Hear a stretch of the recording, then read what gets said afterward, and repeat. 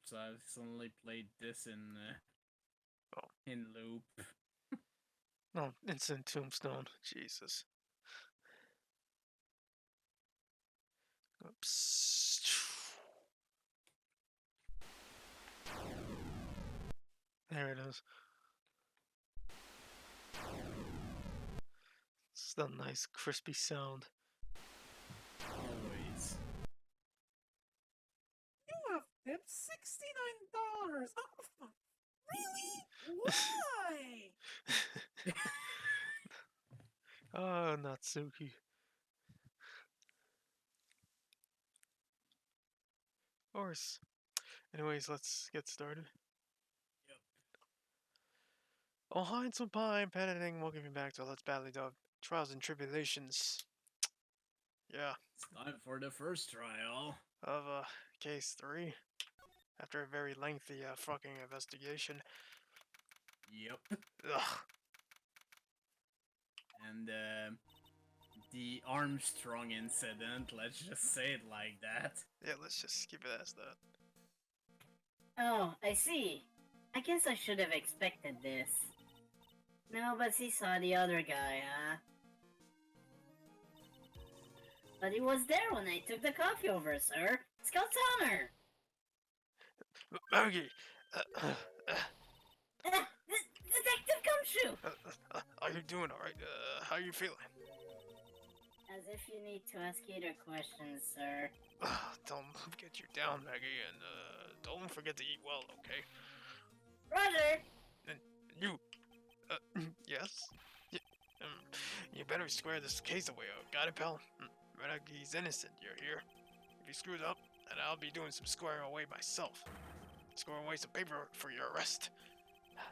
I think he's serious. Hey, detective, you're on our side for once, right? Yep. So you'll be able to help Maggie out, right? Really? Can you, sir? Of course, I got this situation under control. I'm gonna be the first witness on the stand today. If something I say don't mesh with the facts, make sure you point it out, alright? Sure, yeah. Okay, we're forming a united front today, pal. You get me? Oh dear. I can't tell you how ungrateful I am, sir. I've always admired you so much, detective. I know I can't count on you. Looks like it should go pretty smoothly today, huh? I don't think so. I can only wish. Yeah, this ain't gonna go swimmingly. He knows. Courtroom number 4. Oh. The court is now in session for the trial of Maggie Budd. The defense is ready, Your Honor. Coffee Man, how you doing, man?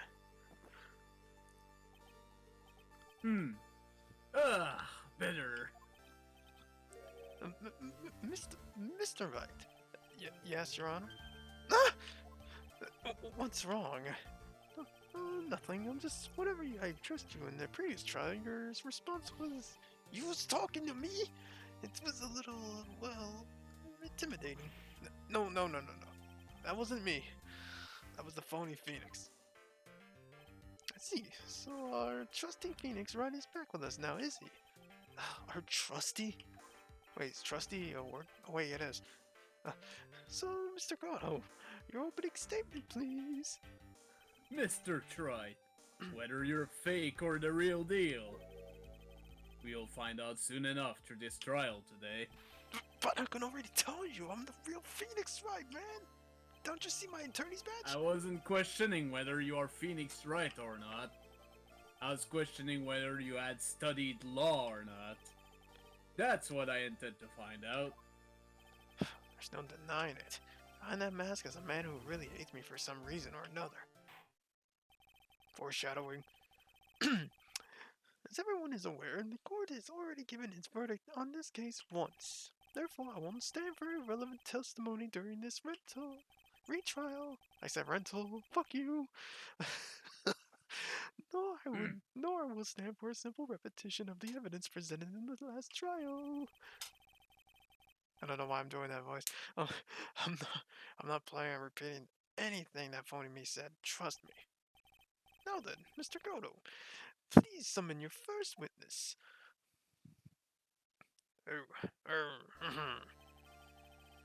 Let's start with the formality, shall we? Name and occupation. Witness, state your name for the court. Sorry, sir. The name's Police Department Detective Occupation Dick Gumshoe. Got that backwards, man. Other way around, detective. Sorry. Anyway, I'm the officer in charge of this case since yesterday, sir. Since yesterday? Yeah, the guy who was on the initial investigation's tied up with another case now. No, Gumshoe's really got everything under control, for everyone's sake. I see. So, Detective Gumshoe, would you outline for the court the basic facts for the case? Yes, sir. The victim's name was Glenn Eek. He was a professional programmer. He was on the payroll of Blue Screens Inc., a local company. They're also known as Videotron. This is the victim's autopsy report. The court accepts this into evidence.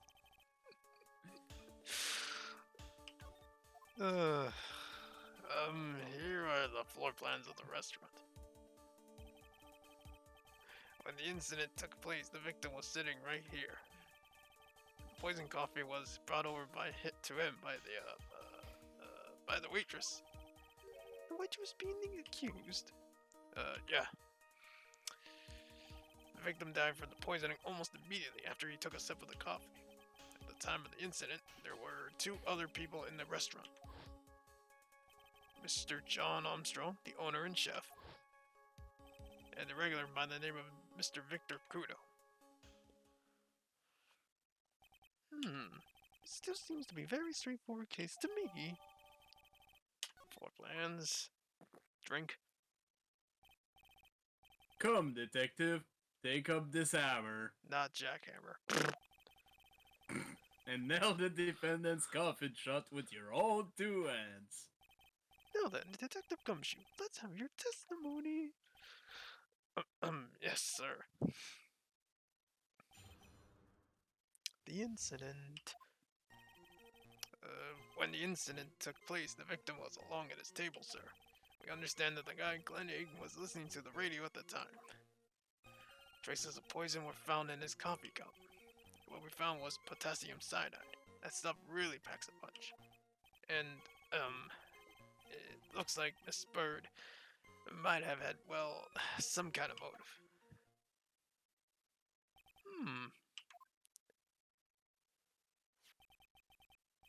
Using the dark aromatic depths of coffee to conceal the poison. Classy lady. The facts of this game seem to be ironclad. Mr. Wright, I want to ask you to begin your cross-examination, but... yes? Please, no intimidation tricks this time around, is that understood? I'm already told you, you idiot, it wasn't me. Damn it, Judge. So dumb that you can't even tell if it was me or not. Use objection! Use objection. Can I stop you for just a minute? As we wait for a minute. 1 minute later. Okay. What is it? Did I say something that contradicts the evidence? He's so desperate for that bit to be true, but he's practically crying. Your testimony just now doesn't match the testimony given by Miss Bird. She claims that there was another man at the victim's table. Yeah, that's what she said. Yeah, is it? What killer wouldn't say that when faced with the homicide conviction? Hey! Sadly, her testimony isn't supported by the owner or the other customer. Isn't that right, Detective Gumshoe? Yeah, it's true. There are 2 testimonies tie up on that. They both said there were no other guy at the table. What should I do? Should I press on this point a little harder or not? Press. Slam. Well, maybe the other witnesses just missed them. Perhaps their view of the victim's table was obscured in some way. Ah, that argument is as weak as the coffee at Très Bien, right? Hmm? I have here in my possession a ticket. A ticket? Looks like more of a photo to me. Yes, a one-way ticket to Guiltyville. Population the defendant. Guiltyville. This is a photograph taken from near the entrance to the kitchen. This is the scene as witnessed by the chef moments after the... Oh. This is the scene as witnessed by the chef moments after the poisoning took place, correct? I'm doing this. I think the court will agree that it's such a clear view of the scene of the crime. Slam. How, Mr. Wright, could anyone have overlooked a second person at the table?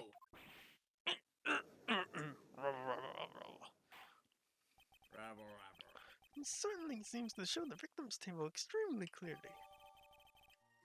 Add it to the court record. Shit. Well, we're screwed. Coffee cup. Hold it. Damn you. So, traces of the poison were found in the coffee cup and nowhere else? Not sure where I get you, pal. Was the poison a liquid, or was it a powder?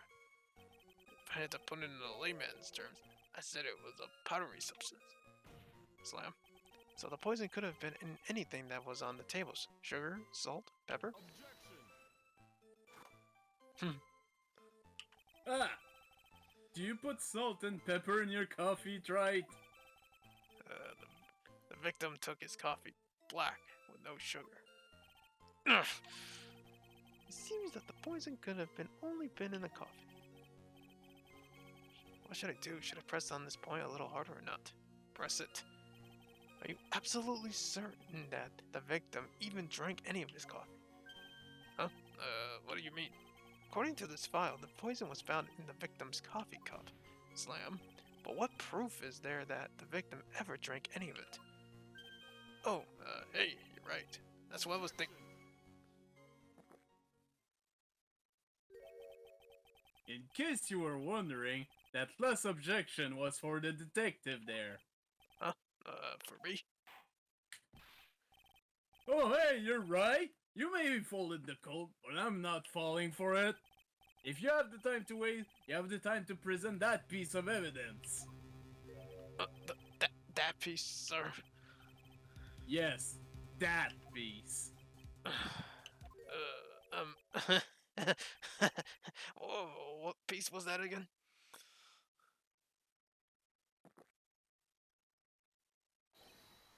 Oh.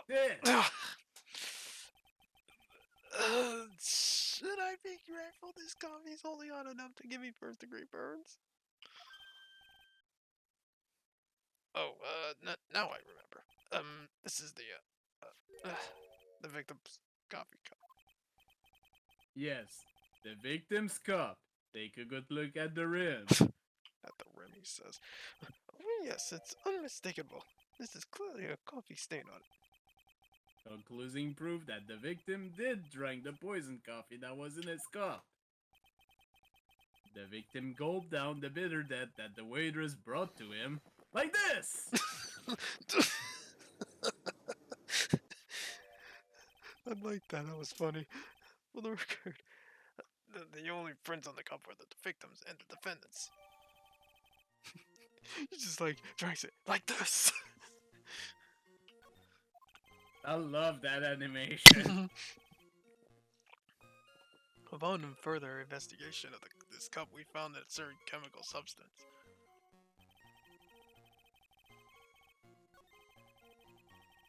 It was a certain white substance.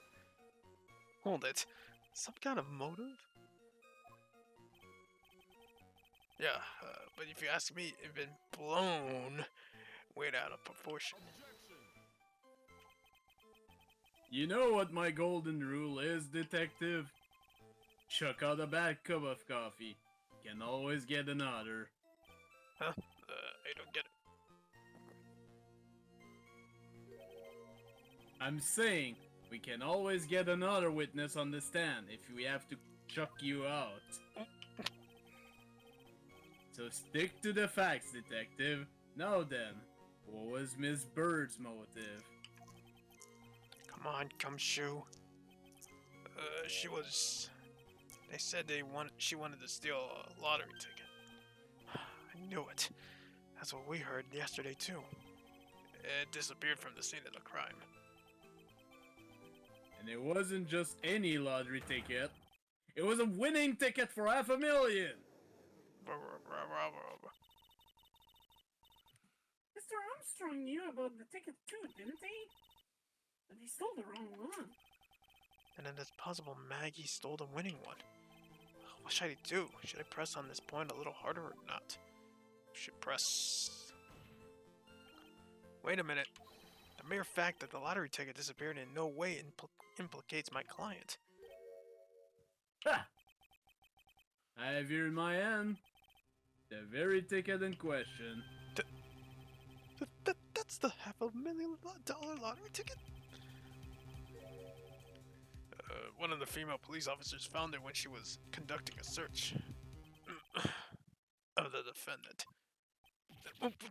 What? No! Wait a minute! What was it doing there? Order! Ha! She's quite a lucky bird, our little waitress. You will submit that ticket as evidence to the court immediately, in my back pocket, please. I better keep an eye on that ticket. The way the judge's voice is quivering.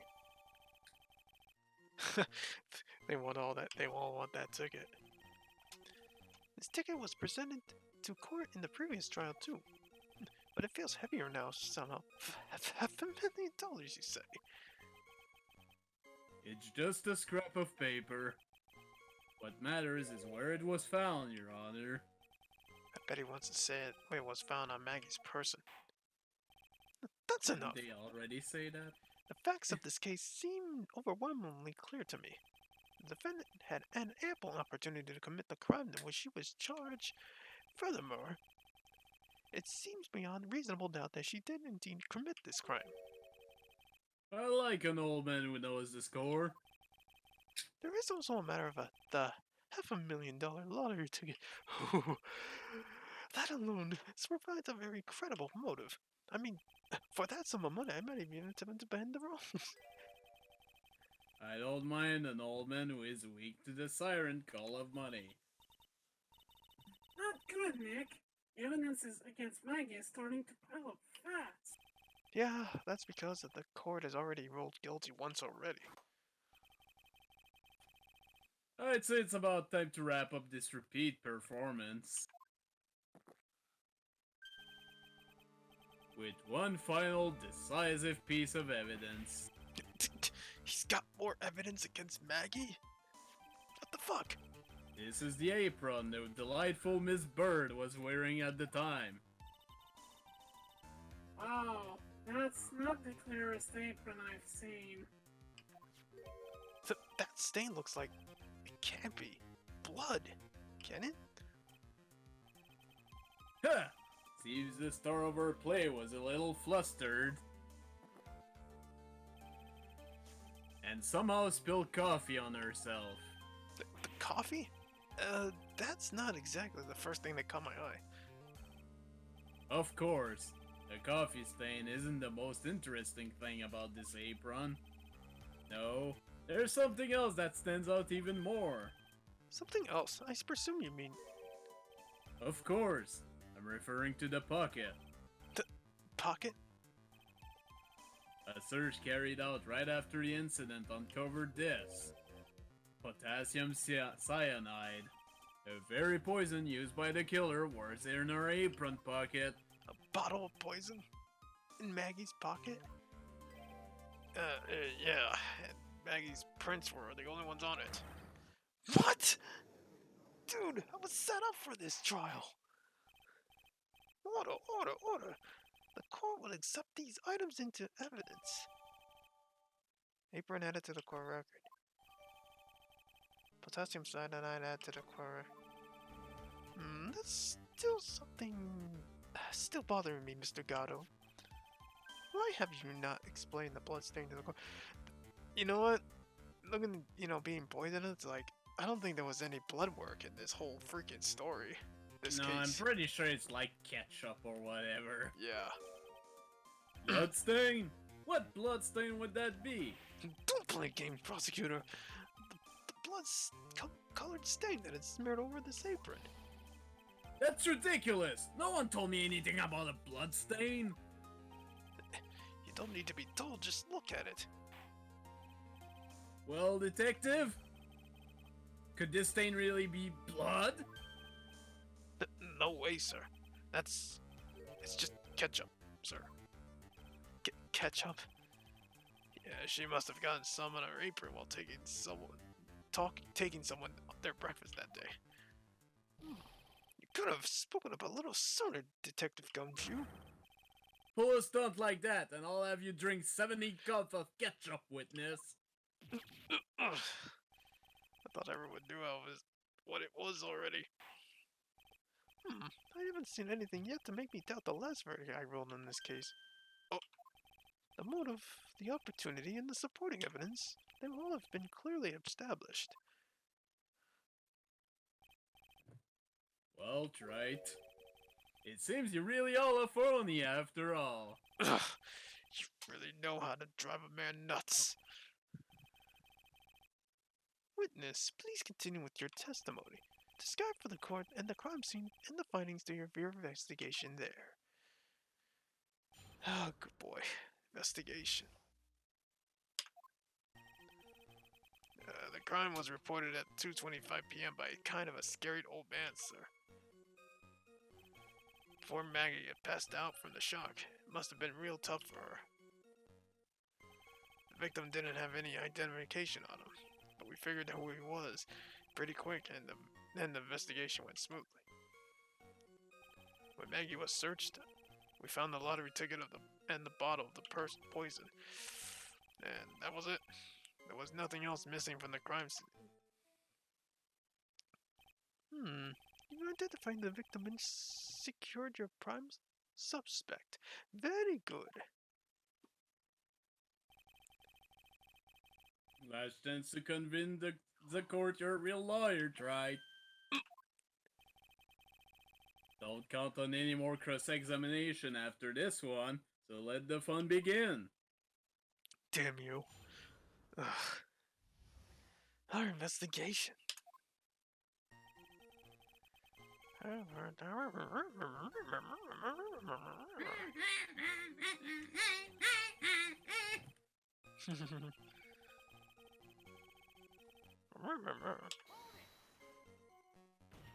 Slam. Wait a sec. Huh? Did I say something dumb again? Let me paraphrase what you just testified to this court. The victim didn't have any form of ID on him. That's basically what you said, yes? Yeah, basically. Slam. In that case, how were you able to identify the victim so quickly? That. He's so let down, he's got the whole sagging shoulders and puppy eyes thing going. There was a prescription bag on the victim's table along with a lottery ticket. It seems Mr. Glenn Elg visited his doctor before he went to Très Bien. We got the victim's name from the medical records of the doc who prescribed the meds. That's a reliable enough source for the court. What should I do? Should I leave this alone or ask to hear more? Ask about his health insurance? No. Prescription bag. So what sort of medicine was in the bag? Well, actually, the bag we found was empty. Huh? Yeah, completely empty. It was completely empty? Interesting. Ha!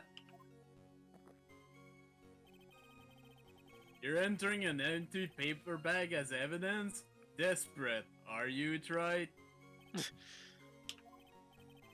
Now, What happened with the investigations after that, detective?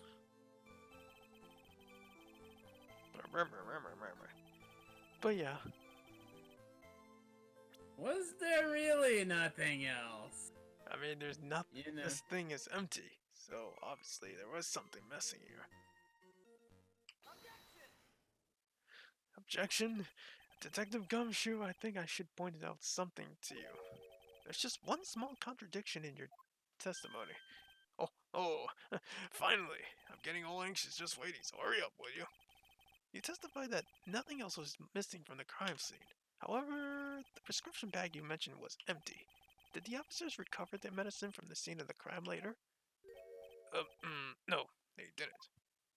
Slam. The victim was given a prescription right before going to Tresbien.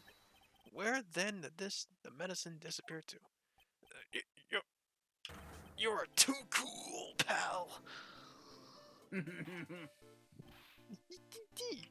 Oh, thanks, Judge. Due consideration was given to the victim's prescription in the previous trial.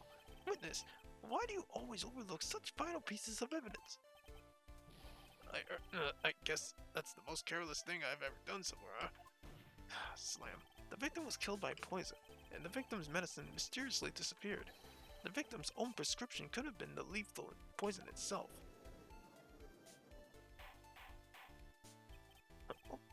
Order. Well, Mr. Gatto, what do you have to say in that? That's all. What? Read for the court the name of the clinic on the prescription bag, if you will. Oh no.